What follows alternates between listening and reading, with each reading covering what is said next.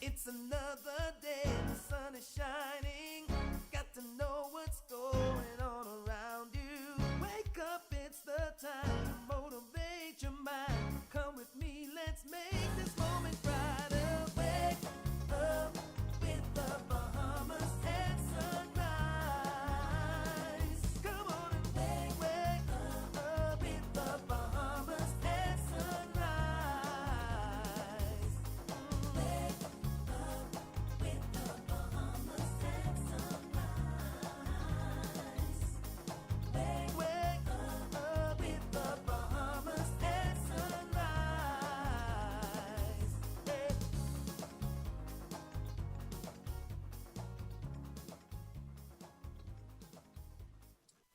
Good morning. Happy Monday to you. Welcome to Bahamas at Sunrise. I'm Philip Simon. And I am Mark Daniels, filling in for Star. Good morning. Filling in for Star. I believe she is almost on her way back, Mark.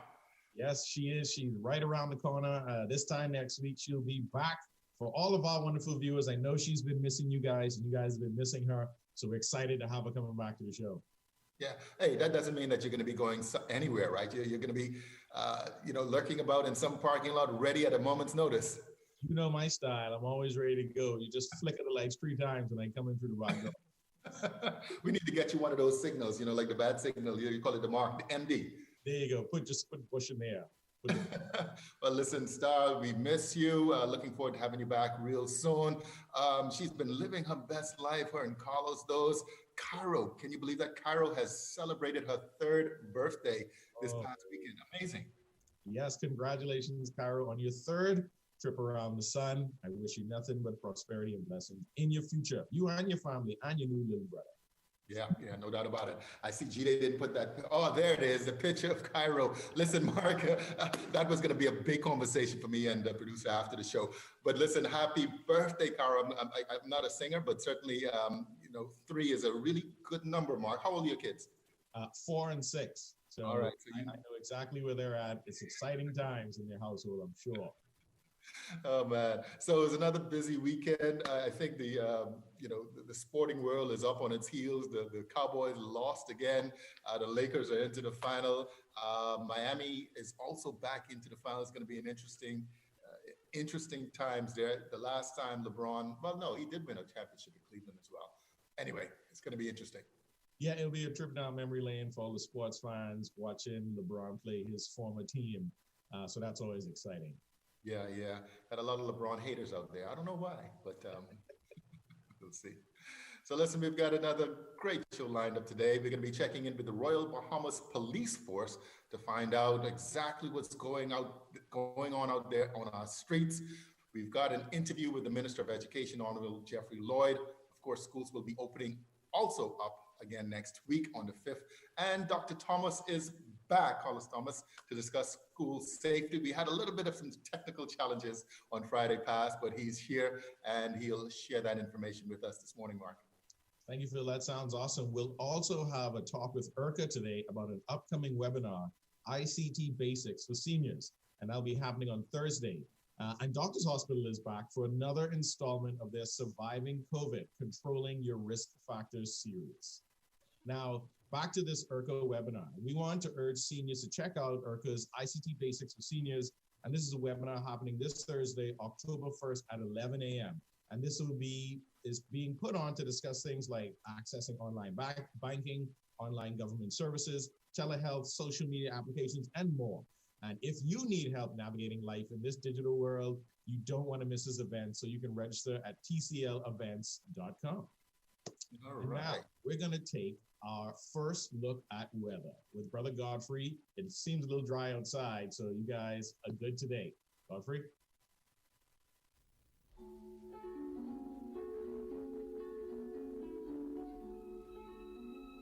Weather at sunrise, brought to you by Bahamas First in Insurance, today, tomorrow.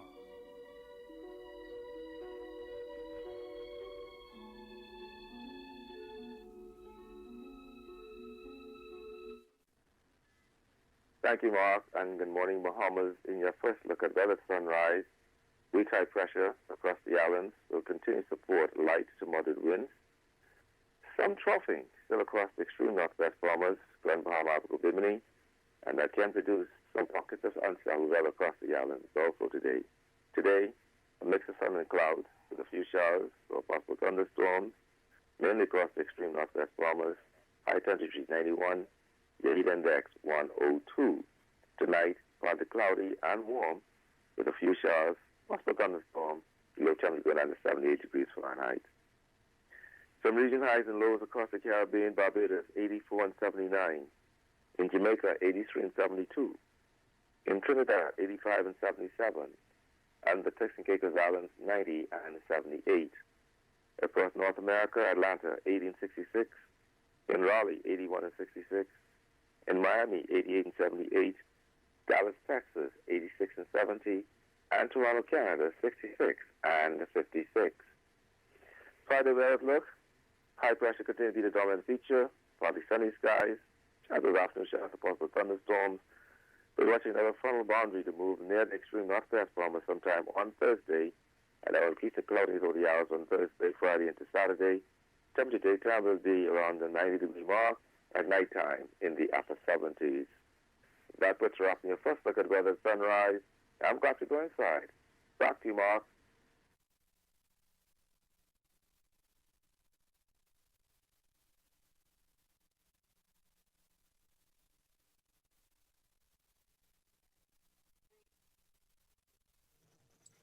Welcome back. We're still navigating life with COVID-19 and some curfew restrictions. How are people abiding by the rules, and what is the status of crime in the country? Here to discuss this with us is Chief Superintendent Shanta Knowles. Good morning and welcome to Bahamas at Sunrise. Good morning. Thank you for having me. Firstly, we want to congratulate you on your promotion to Chief Superintendent and being named the first female to head the Central Detective Unit. Congratulations. Thank you very much. Thank you very much. Trailblazer. So tell us, have Bahamians been abiding by the curfew and lockdown protocols during this COVID-19 time? Well, certainly, we've seen that Bahamians have been abiding by the rules put in place by our competent authority. And of course, while we had incidents where we were concerned, for the most part, Bahamians have been abiding by those rules. And we're pleased with that. Yes, and that's been my observation as well. There's been some,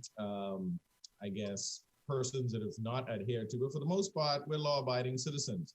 So for those that are not law-abiding citizens, what is the penalty for not adhering to the rules of the lockdown? Well, first of all, those who have not been abiding by the rules of the lockdown were faced with either criminal arrest and put before the courts. And as you know, that the fine could have gone up to at least $10,000. But we've been seeing fines, and we've been seeing a large number of persons, especially as we first got into the lockdown and the COVID-19 pandemic order. We saw a number of persons put before the courts who paid their fines. And then, of course, we know that those were examples for others. And so while we see that people were paying their fines, and we saw that the numbers decreased as we went on, as we continue on. So we know that it was working. We know that the police strategy, law enforcement strategy to remain on the streets was working, and people were abiding by the rules. So to assist with policing this aspect, there was a COVID-19 enforcement unit that had been developed. How has the work of this unit been going? We have established the COVID-19 ambassadors unit that's down at the Cable Beach Police Station, and they are working fine. So they are paying attention to all those business establishments that are not required to be open at this time. They are enforcing the rules as it relates to social distancing and, of course, wearing of the mask. So we see that they're doing a lot of good work, and people are responding to them. But we just want to remind those persons or those business owners who should not be open at this time to please follow the rules as they are now, so that we can at least get back to a better way of normalcy, what we used to know, in a quicker time. Yes, very much so. Agreed. I've been seeing the ambassador's vehicle traveling around as well. They're quite visible. And so since the lockdowns, have you seen an increase in certain types of crimes in the country? Well, since we've seen a decrease actually, but I think it also speaks to our operational, our methods of operation. We have a plan. We've been following our policing plan from the very beginning. But of course, the lockdown has contributed to the numbers going down. And as we now begin to open little by little, we are seeing some trends that are concerning for us. Mhm. But the Royal Bahamas Police Force will remain on the streets. We will continue to fight crime. We will continue to keep our country safe. And we will continue to partner with the community so that persons will assist us in keeping their communities safe. And that's so rightly said, because it is a joint effort between the police community and the local community with the residents and the citizens. And it's not only the police that needs to do their job, we have to do our job as citizens as well. That is correct. So we will continue to partner with our community. Awesome. So in that area, so sometimes crime warnings go viral on social media. How does the Royal Bahamas Police Force alert the public about public safety issues? We have, of course, we have a working relationship with the media houses here in the country. And so we every day issue our press release. Mm-hmm. But we have social media pages that we go on to and we give information. We go into the community. There is every division is expected to go into the community and meet with the people and talk to the people about what is happening in their community to get information, but also to better assist those in the community. And of course, more importantly, to decrease the fear of crime in the communities. Yes. So yes, we have vehicles that we use to get the message across. And of course, Bahamas at Sunrise is also one of them. So we thank you so much for having us here. Yes, definitely. We're always happy to have our police force with us on the show to talk with, not only as we talk with the country, so people see that these are people just like you and me that are working to keep us safe day in and day out. We are definitely committed to this process and we're not going to stop. That is fantastic. I thank you for that. In terms of this relationship between the police and the communities, the National Neighborhood Watch Program of the Royal Bahamas Police Force received an international award recently. Can you tell us a little about that? It talks about the good work that we've been doing in our communities. The award says that, or signifies that the police, I think a few years ago, you would remember that we also received an award for our urban renewal project. Yes. or that we successfully showed to the world. And this is just a little different from the urban renewal project. This is getting people involved in their own safety and security. And so we are proud to have been placed in the spotlight in a positive way here in our country. It shows that the small police force like us, we have bright ideas and we have people who support us to get those bright ideas out to the community. Yes, and once again, it's a partnership between community and the police force. Only then did we can really curb crime. And lastly, we know that Abaco had been hit hard with Hurricane Dorian, and then COVID-19 has come through as well. How is crime fighting adapted or being strengthened in Abaco after these most recent tragedies and the epidemic? Well, after the passing of Hurricane Dorian, Abaco was in a terrible state, and that left our officers in the very same state as the people who were there. But since then, we have strengthened our police presence on the island. We continue to strengthen our police presence on the island. We know that as the residents move back, incidents will occur. And so we are trying to be in the forefront of that. Chief Superintendent Bill Smith and his team is doing an awesome job down there. And we will continue to support him from here in New Providence and other places across the country. Yes, I think one thing we all realized during Hurricane Dorian is that members of the police force, the defense force, and the rescue teams, they are all Bahamian citizens as well, impacted just as much as those that they were helping on the ground. And that is correct. Evident, and we want to recognize those who did sacrifice and put their self above country, or country above self, rather, to help out their fellow brethren and sister in their time. Certainly. So Chief Superintendent Kevin Mortimer and his team did an awesome job. Yes. Chief Superintendent Shanton Knowles, we thank you for coming on Bahamas at Sunrise. Congratulating you again on your promotion to Chief Superintendent. Thank you. female head of the Central Detective Unit. Congratulations. Thank you very much. Thank you. Thank you for joining us this morning on Bahamas at Sunrise. We'll be right back, everybody.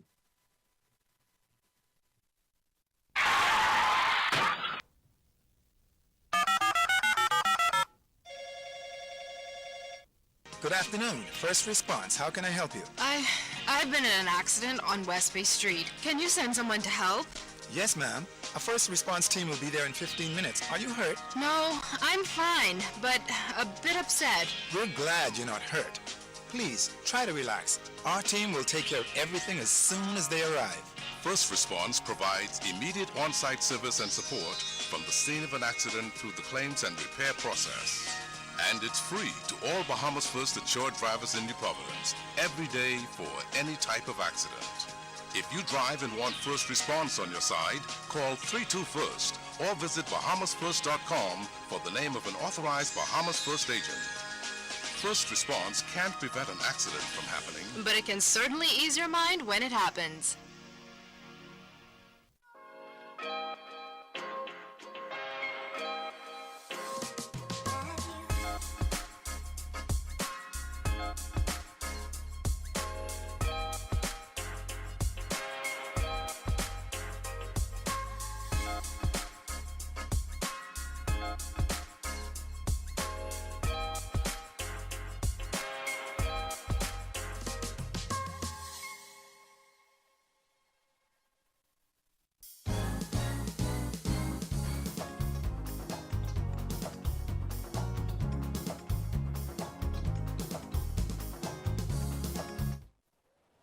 Welcome back. Safety First Education Always is the new mantra of the Ministry of Education. We are pleased to be concluding our series focused on education with the Honorable Jeff Lloyd, Minister of Education. Good morning, Minister. How are you? Great pleasure to see you. Thank you. Great. Wonderful always. Thank you for coming back to Sunrise. Certainly. Minister, you took some people by surprise with the new date for schools reopening. How was this decision made and how has that been going thus far? Well, everything, as you know, is about the health authorities, what's the health conditions on the ground, and how we have to respond to that. And as you indicated, our motto is safety first, education always. There's always going to be the mandate, the responsibility of the state to provide an equal opportunity for access to quality education. That's established, right? But in this environment, it's about safety. Okay. And particularly in this environment, safety always, but particularly in this environment, because we are talking about a circumstance now that could be deadly. Yes, yes. And easily transmitted. And one of the places that is prolific in transmission is the school setting. Yeah. I mean, you're talking about a bunch of children and others in a confined space. You took out Stephen Dillard, Uriah McPhee, certainly enclosed space. Most of your campuses, you know, pretty much compact and so on. Got to be careful. Got to be very careful. And so safety first, no question about it. And as a result of the lockdown and all of the other, you know, prohibitions that were imposed, you know, things could not get done as we wanted to in time for September the 21st. You couldn't travel to the Family Islands. We still had a certain percentage, 30 or so percent of our digitization process yet to be completed, primarily in the Family Islands. You couldn't travel there. So to open school and be to have it virtually, you would have left behind, you know, too uncomfortable a percentage of your students. Now, some are going to be left behind, but that's on their own. But the state cannot start a school where you already have some people deprived. That wouldn't be acceptable. And you talked about opening virtually. Interestingly enough, pre-COVID, you and I would have been on the show, and you were discussing the fact that the Ministry of Education was already looking at the virtual digitization of the Family Islands. How has that been? How successful has that been? And how is that tied into your health and safety protocols plan initiative that you are going forward with for this school year? Excellent question. You know, we have a situation in Bahamas where on an annual basis we are short of teachers, 60, 70 teachers short, most of them in critical areas. And from the moment that I came to the office, before that, I mean, when I was in the radio and the media, we were talking about distance education because those students in the Family Islands, Michael and others, who were not able to have, for instance, a chemistry teacher, physics teacher, math teacher, and so on, were in fact being left behind. They couldn't qualify to come to the University of the Bahamas because they, you know, couldn't qualify to get a scholarship or some tuition assistance. So distance education was absolutely a top priority for this administration. That's why in September of 2019, last year, we began the virtual school to make up that gap that we had in those family islands and elsewhere. And we did very successfully. The only thing is, the next day, Dorian came. So it made more compelling and urgent, this virtual school, because now you had Grand Bahama and Abaco knocked out. Many of those students came to New Providence, but many of them also chose to remain back home. There's no infrastructure, so how are we going to teach them? Virtually. And then, of course, comes the pandemic. March 17, school closes. Thank God we had a virtual platform up and functioning. We had about 2,000 students on at that time. Had to bump it up to 50,000, like that, overnight. And we did very successfully. Now, is it perfect? Of course not, because a number of our students don't have devices and don't have internet capability or both.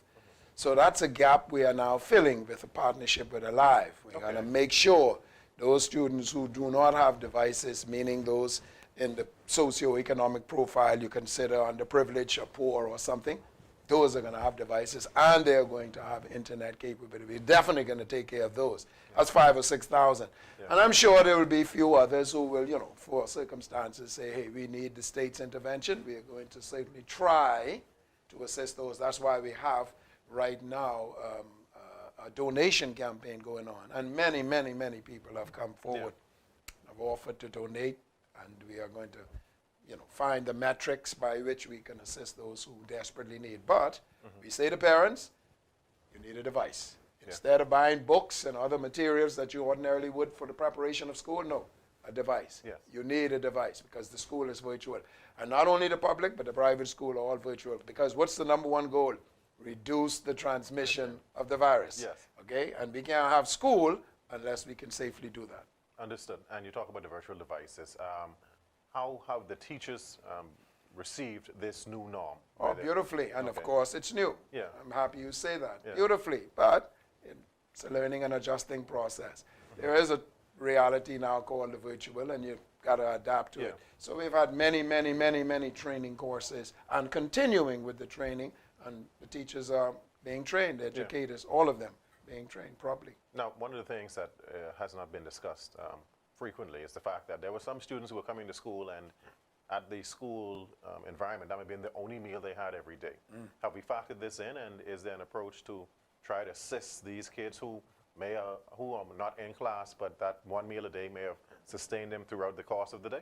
Excellent question, and you're absolutely right. There are those, and we will certainly continue to support them throughout the school year as we have all through the virtual experience. Absolutely. They are what we call students on the lunch voucher program. Those are the ones, I said earlier, that we are going to be sure to receive a device, because if you can't afford something to eat, I mean, it's not possible for you to be affording a $100, $150 device and the internet data package that comes with it, $20, $25 a month. So we're going to have to help those students out and continue to provide them with their lunch vouchers so they could redeem it at a particular food store or so. Okay, so in the end, this process is to educate our children and help make them productive citizens. What do you want to say to students as they embark on a new year in these unprecedented times? Get serious. You are in school. It is not the school that you are accustomed to, accept that, but get serious. You are still in school. The same way you got up in the morning and prepared yourself and made yourself off to school and established in school, and you were there for a certain period of time, you are still in school, except that school now is your device. Get your schedule. Get up like you ordinarily do. Get ready for school. Tune into your teacher. Do what is required, because this here, my grandmother always said, is your learning, your education. No one can take that from you. So you know what? Get serious. These opportunities, these challenges are opportunities. They're opportunities to learn new skills, to become better as you. And you will look back and thank God for this, because this is what the world is, a digital environment. So listen, get serious. You are in school. Thank you, Minister, for coming in this morning. You're welcome, my brother. Thank you for joining us. We'll be back.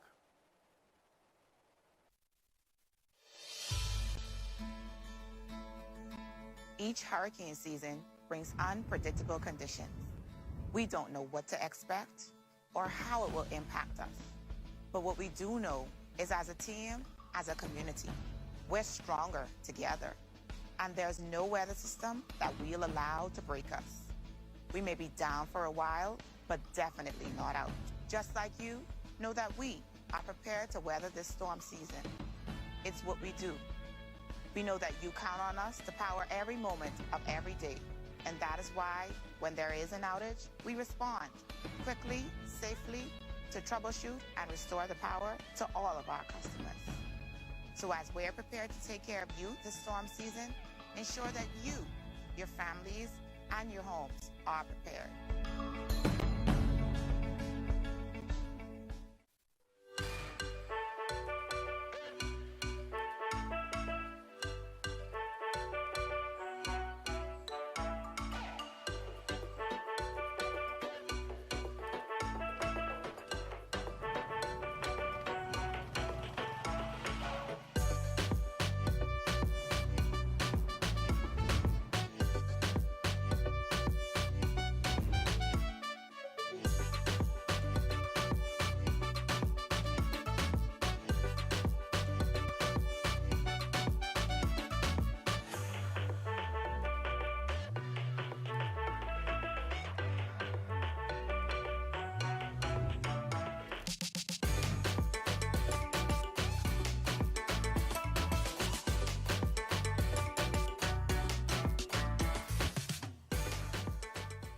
Business in the Box is your solution for business from Cable Bahamas. It's an internet, voice, mobile, and advertising solution all in one place. Get reliable internet, free domestic call, and a live corporate package, and free TV ad placement, all starting with packages as low as $164 a month. You can save over $3,000 a year.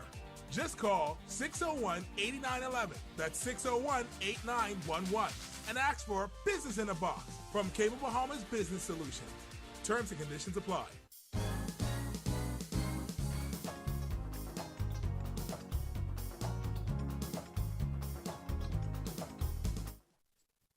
Welcome back to the show. Of course, many elective surgeries were delayed due to COVID-19, but how long is too long to wait, and what are the risks for having surgery at this time? Doctors Hospital is back in the house. Dr. Sheena Antonio Colley, Chief Medical Officer of Doctors Hospital, and Dr. Wesley Francis, General and Oncology Surgeon at Doctors Hospital Healthcare System. Doctors, good morning. Welcome back to Bahamas at Sunrise. Good morning. Good morning. Dr. Antonio Colley, we've had so many impressive specialists during this series. I personally have learned so much. Of course, Dr. Francis is no stranger to me, and he's no stranger, I think, to the Bahamas. But can you tell us why Dr. Francis has been such an asset to your team? So Dr. Wesley Francis is a board-certified general laparoscopic surgeon, and he's a subspecialty trained oncological service surgeon, having trained at Wayne State University in the United States, as well as in Alberta, Canada, for his surgical oncological fellowship. So Dr. Francis is the clinical director of our operating department, our surgical department.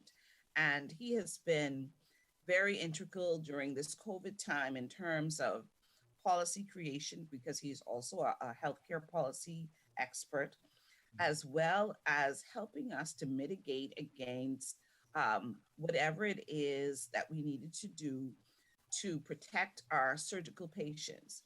He has helped us in terms of our stretched operating room capacity and being able to facilitate elective surgeries as well as emergency surgeries. So he has been a great asset to the Doctors Hospital healthcare system. Dr. Francis, I would imagine under regular and normal circumstances, surgeries, elective or otherwise, critical, are just amazingly complicated and, you know, just so fragile. Certainly in 2020, you've thrown this new dynamic called COVID-19 that takes it to a whole new level. And the first question I would say is, it's safe really for persons who are contemplating or have to have surgeries? It's safe right now to have surgeries? And what element does COVID play in this whole thing? So that's a great question. So what happens is that if a person is incubating COVID, for example, if they're positive and they undergo surgery, just the sheer trauma from the anesthesia to their lungs can cause them to get COVID pneumonia. And this is studies that came out early from China. Actually, showed that that people go on to develop COVID pneumonia if they're incubating, and so therefore it portends a significant risk to them. And also, because we know that COVID is spread via aerosol, and anesthesiologists, ENT surgeons all work in the airway, then it's also a significant risk to healthcare workers. So you have just two things going, the healthcare workers and also the individual themselves. So what you find is most of the surgical societies decided that anyone who has COVID or is positive for COVID should actually delay their surgery. And so that's what's been happening. Doctors Hospital actually was one of the very early adopters in risk stratifying people and testing early on. As soon as the societies recommended that every patient should be tested, Doctors Hospital was on that, and we started testing patients. And so we knew who were positive and who were not. Now, during that time, because the healthcare system was stretched, even patients who were not COVID positive, certain elective surgeries were delayed. So not only you have the COVID component, but you have the regular patients who've been delayed because the healthcare system got stretched, and it's currently still stretched because of the burden of COVID. So while we don't try to do elective surgery on COVID patients, because of the overwhelming of the system, even patients who have routine elective surgery, that's been delayed also. We're still doing emergency surgeries. We're testing those patients beforehand so that we can actually make them aware of the risk and also try to mitigate against them getting COVID pneumonia and treating them appropriately. But it's still a significant problem. And again, even patients who are negative, it's a problem for them too. A lot of cancer surgeries have been delayed, but we still try to get them on a list that we try to get them out as soon as possible. I mean, you talk about just such a delicate situation because, COVID appears to be, everywhere, So you talk about underlying conditions. You talk about, again, the fragile nature and certainly the unknown nature that COVID brings. So for somebody that has COVID and unfortunately they have COVID, they have to have this surgery. How does COVID-19 affect, say, recovery efforts, even for those that may not have COVID? Does it change the whole dynamic of recuperating after surgery? And then even before you get there, does surgery make me more likely to get COVID? I mean, So no, surgery doesn't make you more likely to get COVID. If you're COVID, again, we test everybody, so we know their status ahead of time. That way, we're able then to determine what our level of protection is for healthcare workers and what we do for patients. So if we know that you're COVID positive, first of all, you only if it's an absolute emergent surgery, we go ahead and do that. And I know everybody's heard the term PPE, personal protective equipment. If we know that you have COVID or COVID positive, then the entire team goes with full PPE. Now, it's very exceedingly difficult to be operating in a spacesuit, if you could understand, right? So that's the strain on the healthcare system itself. On the patient itself, though, again, there is that risk. Some people will go on to develop COVID pneumonia. But again, you see, you got to weigh benefits versus risk. If you have a ruptured appendix and you're about to get septic and die from it, we have to go ahead because you may die from that rather than die from COVID. But some people also recover fine without any issues. We just have to monitor them closely and treat whatever comes up after that. So we're still operating on them. But we have to, first of all, know their status, take the necessary precautions to protect the healthcare workers, and then also monitor those patients to see that if they develop COVID, and treat them with whatever it is to try to protect them from getting anything. And that's the environment that we're in right now. It's not business as usual, especially now with all of the numbers and the significant community spread, because you have patients who come and who are otherwise normal and not having any symptoms. You test them and they're positive. If those are negative, if those patients, for example, if it's just a gallbladder surgery that gets delayed. But if it's some life-threatening situation, we still go ahead. Yeah. Well, Dr. Antonio Cawley, Dr. Francis said it certainly hasn't been business as usual in 2020. So many different changes, so many challenges that the world would have faced, certainly the healthcare systems. But Doctors Hospital continues to be at the forefront and, certainly best choice for healthcare in the country, despite the challenges. Yes, definitely. And, just trying to come alongside patients in general, and in this case, particularly our surgical patients. As Dr. Francis said, we continue to take care of patients that emerge, who are emergent. So our emergency room is very busy, and patients require care. And it is, once again, incumbent on us to continue to deliver that care. And as you know, we're best trusted, best care now. And we continue to test. As Dr. Francis mentioned, we test every patient that's admitted to the hospital. We are definitely upgrading our testing strategy with the introduction of a new Starlit PCR machine to be able to increase our testing capacity in country, as well as we continue to treat COVID. We have the Doctors Hospital West, which is the tertiary COVID treatment center, but we also treat COVID patients throughout the healthcare system, inpatient as well as outpatient. And then obviously we have started, like we keep speaking about over the last few weeks, our contact tracing also are offering, especially to businesses that have breaches with COVID. And all of this is to come alongside to try to decompress the public system, because as I keep saying, COVID is a national public crisis, and we all have to come together, both private as well as public, to mitigate against this. So we're continuing to working towards that. And like I keep saying, hopefully, not hopefully, we gotta win. We definitely have to win. And thank you guys so much for your commitment in this fight. I cannot imagine the pressure that you would face under normal circumstances. But again, your passion, obviously, for life and for people is so much, very much appreciated. Dr. Sheena Antonio Cawley, Chief Medical Officer of Doctors Hospital Healthcare System, and Dr. Wesley Francis, General and Oncology Surgeon at Doctors Hospital Healthcare System. Doctors, thank you so much for being here on Bahamas at Sunrise. Thank you for having us. All right. See you soon. You're watching Bahamas at Sunrise. We'll be right back. Welcome to Doctors Hospital. As the Bahamas reopens, we at Doctors Hospital have been hard at work preparing for the new normal. The health and safety of our patients, associates, and others entering the hospital space is ever paramount and shapes the experience as you enter our facilities.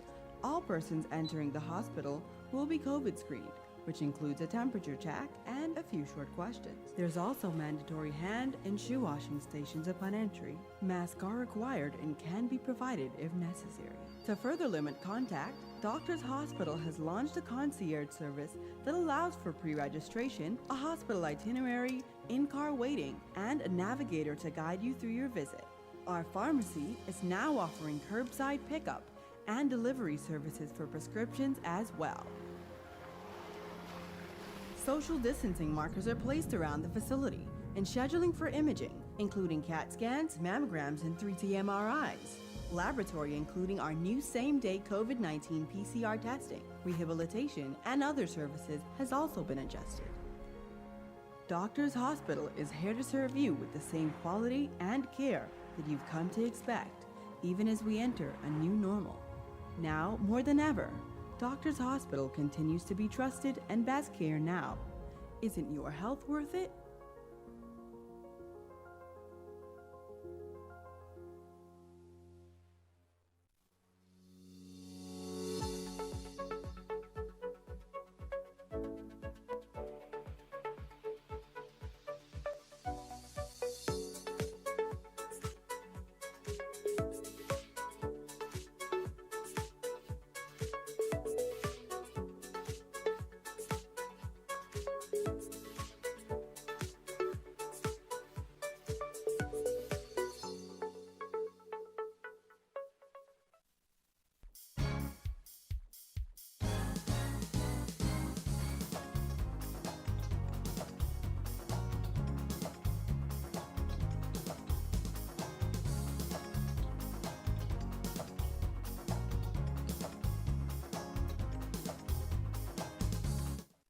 Welcome back to Bahamas at Sunrise. Happy Monday to you. I'm Philip Simon. And I'm Mark Daniels, filling in for Star almost for the last time. There's no such thing, Mark, no such thing. But Star indeed will be back on set next week, Monday.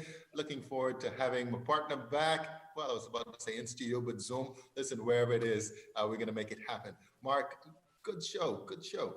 Yes, I was excited to speak to Chief Superintendent Shanta Knowles.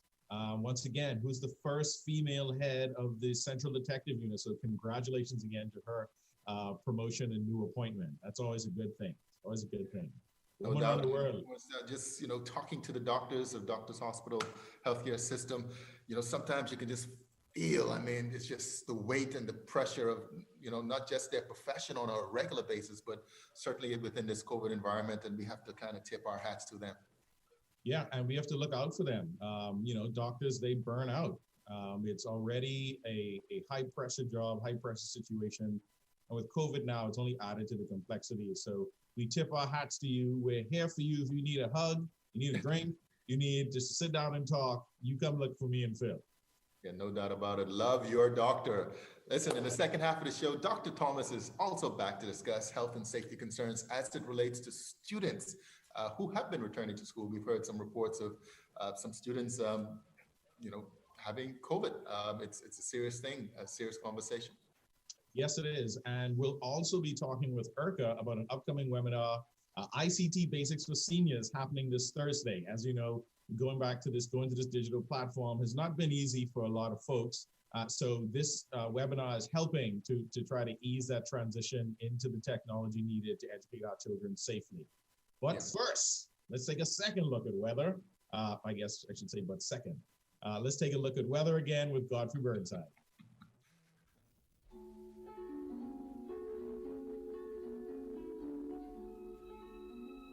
Weather at Sunrise, brought to you by Bahamas First in Insurance, today, tomorrow.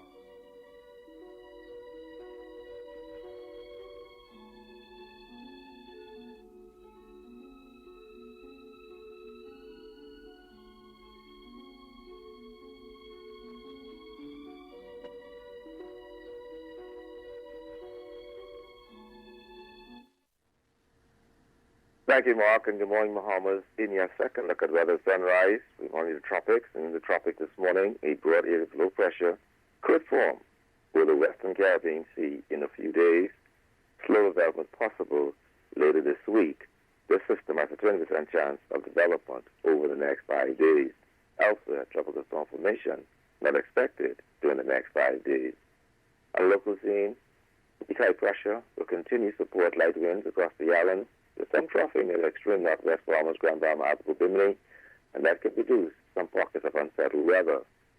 In the marine forecast, winds today east to southeast of 10 to 15 knots, sea 2 to 4 feet, those winds falling light and variable at times.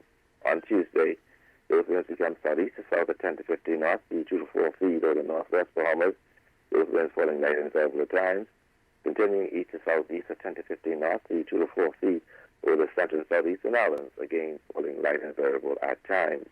On Wednesday, those winds southerly at 10 to 15 knots, sea 2 to 4 feet over the northwest and central Bahamas, southeasterly at 10 to 15 knots, sea 2 to 4 feet over the southeastern islands.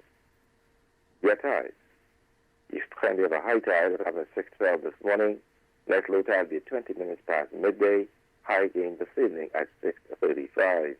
Sunset 7:02 this evening, rising at 7 a.m. UV index 8. Your water temperature 83 degrees Fahrenheit, and your moon phase now moving towards a full moon. Western look, high pressure continues to be a dominant feature. Partly sunny skies with a chance of a shower thunderstorm by afternoon. A cold front expected to move near the Grand Bahama area sometime late Thursday into Friday. Temperature daytime will be in the lower 90s, at nighttime in the upper 70s.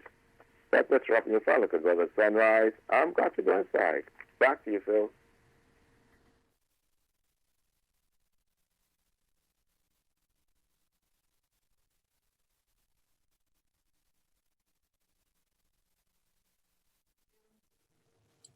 Welcome back.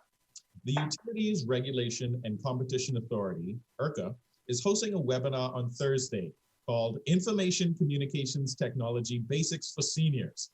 Here to give us all the details is Mavis Johnson-Colley, Corporate and Consumer Relations Manager at IRCA. Good morning and welcome to Bahamas and Sunrise. Good morning, Mark. It's good to be back. Thank you for being with us again. Thank you.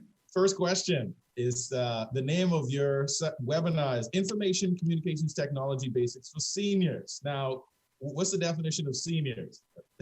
Seniors in mind or body? That went through us for a bit. Good morning, Bahamas. And you notice, we're toying with silver surfers, seniors. And so, and the matured citizens, because depending on where you are and what you're doing and the nature of your work, you're working up until 65 and you are probably intimately engaged with communications and technologies as it develops and evolves. And so we thought about going over 60, and then we realized that, you have some of our fellow citizens at home over 55 and a little timid about actively engaging with technologies, and then you have, my mom, for example, over 70 and on her way to 80 in a couple of days, but a couple of years ago when she first was given her ATM card, and we still to this day have a problem convincing her that that card is as good as money. Yeah. No, I'm going to go to the bank, and get the money and then go to, no, you don't have to do that. Yeah. And so anyone who, we're not even going to turn away somebody who is 30 and wants to join. You may not be eligible for some of the nice goodies, but certainly it's an informational session. And so all and sundry is welcome, but it's particularly targeting the senior members of our community. Perfect. And so we talked a bit about the premise, which is not only talking about the age of persons, but just the functionality with the technology and what's needed now in this digital and this COVID age. So what are some of the key areas of ICT that seniors or persons may generally need help with? Well, without going into the technical aspects of information and communications technology, basically, during the pandemic, our older citizens are more vulnerable, okay? They're vulnerable for a number of reasons. And so they are home more so than other age groups. And on Thursday, October 1st, the United Nations is observing International Older Persons Day. And so we thought it fitting on that day, even prior to the pandemic, that we were going to gather our senior citizens in this nice big auditorium and have a all one-day fun session with them, introducing them to modern technologies and talking about how these technologies can enhance the quality of their life, right? And so the theme for this year's observation by the United Nations is pandemics. Do they change how we address age and aging? And I mean, we certainly see that in today's world and today with the pandemic, that certainly it is changing the way we communicate, period. It's changing the way we receive our information. It's changing the way we shop. It has changed the way we engage socially, Zoom meetings, Zoom parties, Zoom socials. And why should our senior citizens be left out of that? Government is offering a plethora of services, government and private sector online. And we want them to be comfortable and more relaxed as they engage and as they stay connected. And so that is the foundation for us doing what we are doing on Thursday. As the independent regulator of electronic communications, electronic communications enables information communications technology. Right. And So my next question would be, explain how this falls under IRCA's purview. Well, as I was beginning to say, we are the independent regulator for the electronic communications sector, right? We are independent, but our mandate comes through several pieces of legislation. And we are also guided by the electronic communications sector policy, which is the government's policy for how it sees the sector evolving and growing over the next 3 years. And it's clear in that policy that the government anticipates that all of its citizens will be connected, will have access to the services in the sector, and will be able to participate, whether it's in the education arena, whether it's in commerce, e-commerce. It sees the development of a technology hub in one of our islands. And so in order, we as regulators ensure that the service providers are enabled to provide the kinds of services that is anticipated, while of course remaining competitive in the arena. And so, but we also have a mandate to educate and inform consumers. And so this is one of those areas through which we can educate our consumers. We can make them aware of what's available, and we can also help them to understand why it's important that they become connected, that they stay connected, that they acquire the necessary skills to at least give them the minimum of services when it comes to conducting the businesses that they have to conduct. They have to engage with government services, whether it's through social services, the National Insurance Board. They may be in business and need to register. They need to be in banking. They need to know and be comfortable that using that card and swiping, while it has some risk that attends to that activity, that they can be assured that, hey, this is the right thing that I'm doing. Health, e-health is also something that they need to be aware of. So with regards to the webinar on Thursday, can you tell persons how can they register and what time is the event? The event starts at 11 a.m. and runs until 12:30 p.m., sorry. And participants can just go to our Facebook page and register there. The event will be carried live virtually. So it'll be over the Zoom platform as well as on our Facebook Live. And we want them to register because registration brings you goodies. You must register at tclevents.com, tclevents.com. Wonderful speakers, wonderful prizes in partnership with our corporate sponsors. And we want all citizens throughout the Commonwealth of the Bahamas, you're age 55 and over, we want you to get on board and make sure that you're in this live session on Thursday.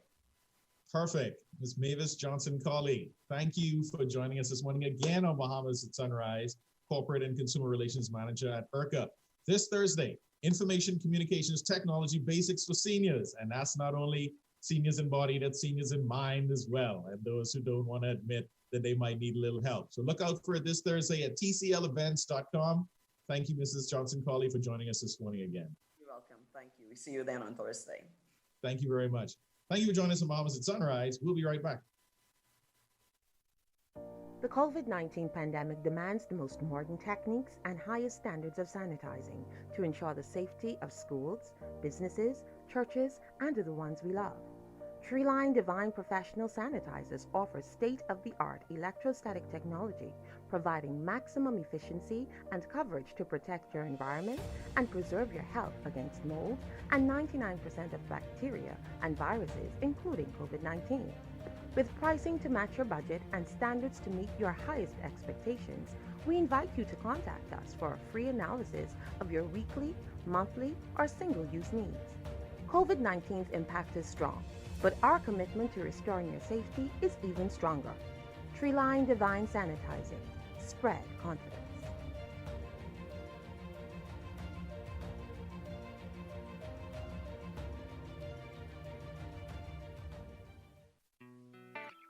The sports we play depend on the health we build. So let's stay healthy. Wear a mask and practice social distancing and hand washing to protect yourself and others. Remember, COVID-19 is not a game. A public service message from the Bahamas Olympic Committee.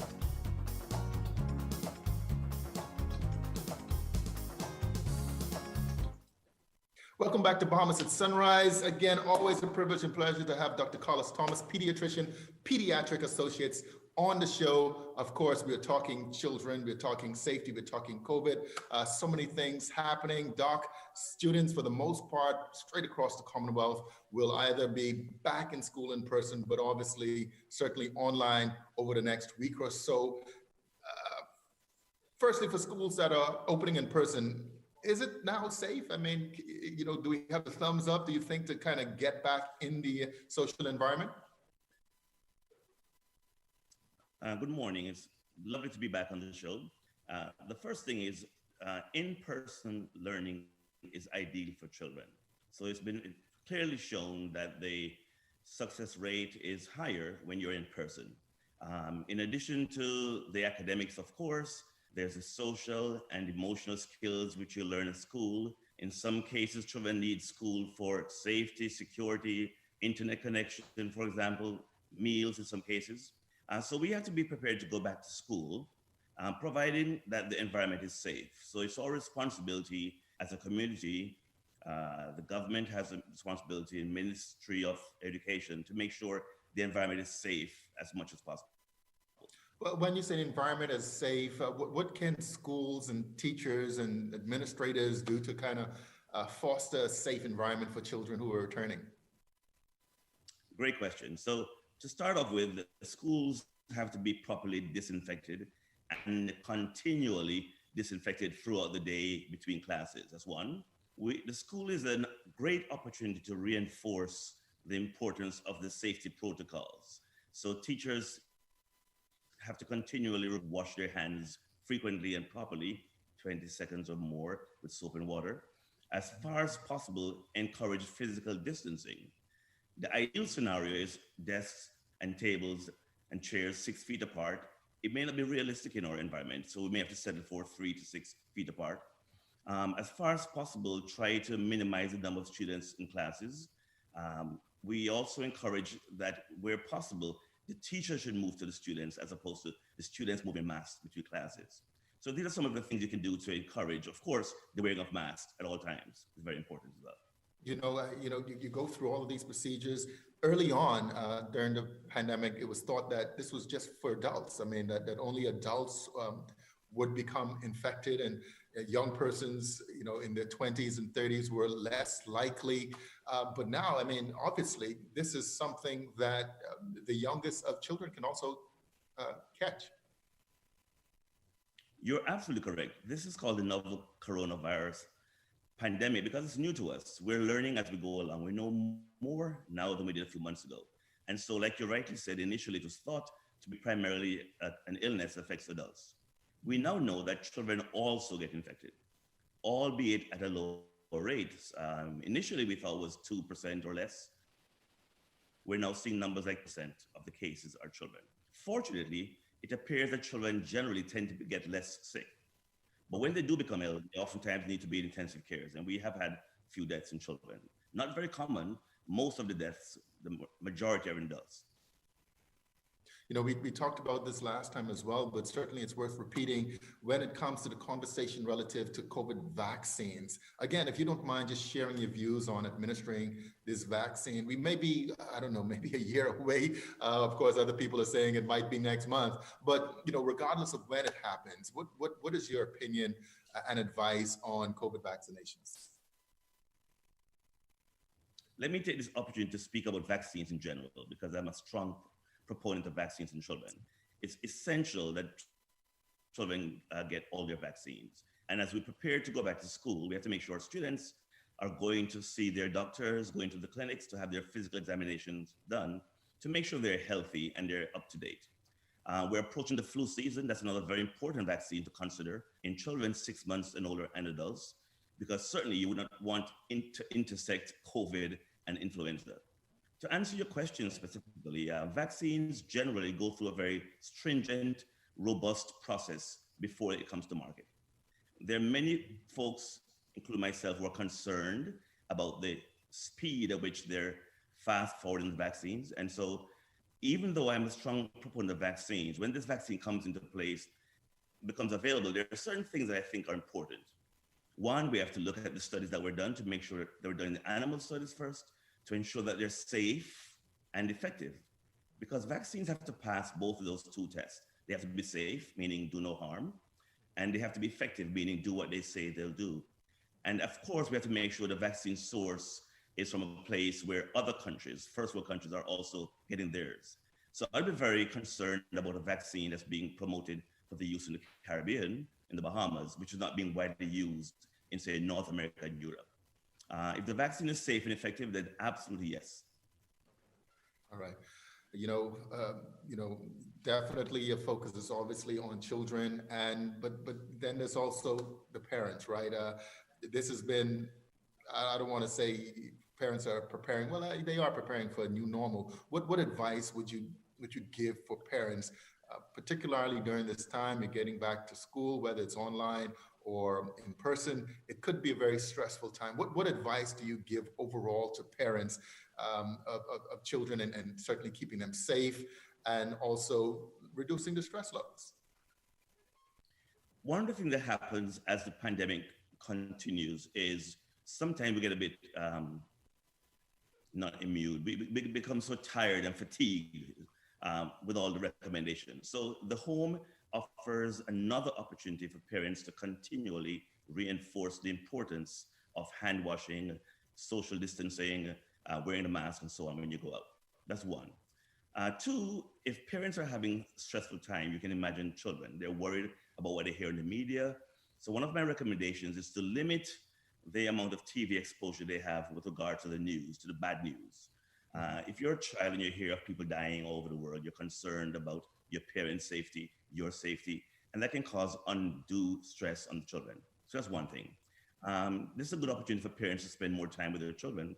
As you know, as children go off to school, parents have to go to work. So that's another challenge that parents have.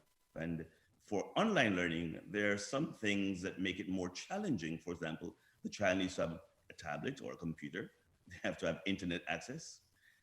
You ought to find a space in your home that's quiet, with minimums.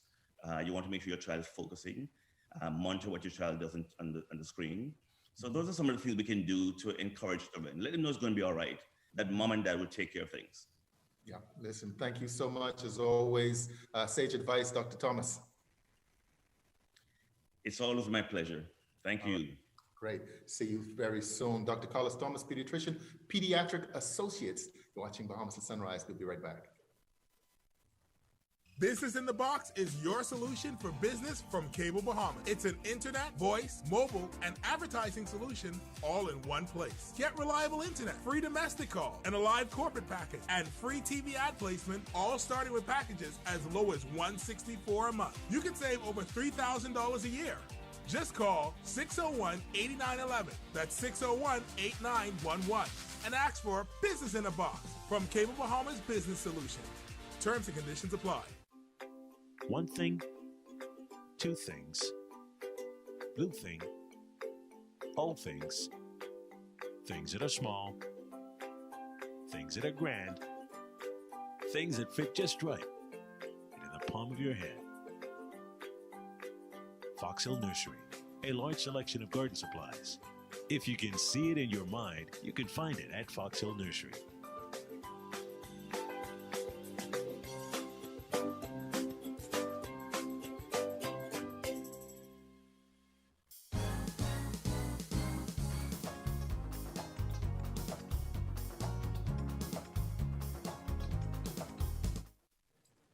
Well, that's going to do it for this edition of Bahamas at Sunrise. Thank you so much for joining us this morning, MD.